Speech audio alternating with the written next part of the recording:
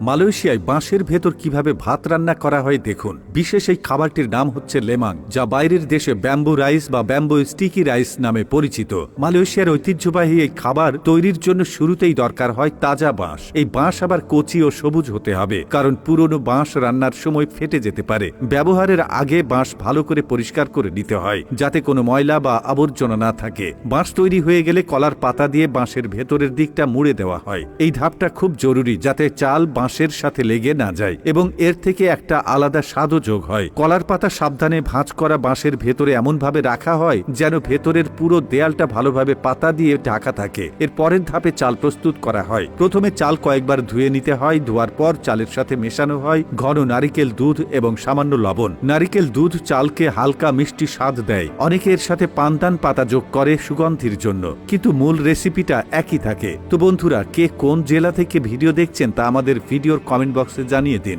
এরপর মিশ্রণটা সাবধানে বাঁশের ভেতর ঢালা হয়। উপরের দিকে কিছুটা জায়গা ফাঁকা রাখতে হয়, যাতে চাল সেদ্ধ হওয়ার সময় ফুলে উঠতে পারে। বাঁশের খোলা মুখটা অনেকে বন্ধ করে দেন, আবার অনেক সময় খোলাও রেখে দেওয়া হয়। এ পর্যায়ে লেমাং বাঁশের মধ্যে রান্নার জন্য প্রস্তুত হয়ে যায়। খুব বেশি কিছু নয়, সামান্য এই প্রক্রিয়াটুকুই সাধারণ উপকরণগুলোকে একটা মুখরোচক খাবার হিসেবে পরিণত করে। লেমাং সাধারণত খোলা চুল্লিতে কয়লার আগুনে রান্না করা হয়, তবে এই রান্নার সময় সারাক্ষণ নজর রাখতে হয় এবং দক্ষতার প্রয়োজন। বাঁশগুলো আগুনের পাশে কোনো কাঠের বা ধাতুর ফ্রেমে হেলান দিয়ে দাঁড় করিয়ে রাখা হয়। আগুনের তাপ কতটুকু লাগছে তা খেয়াল রাখতে হয়, যেন চাল সমানভাবে সেদ্ধ হয় এবং বেশি সেদ্ধ হয়ে না যায়। বেশি তাপে বাঁশ জ্বলে যেতে পারে, আবার কম তাপে চাল কাঁচা থেকে যাবে।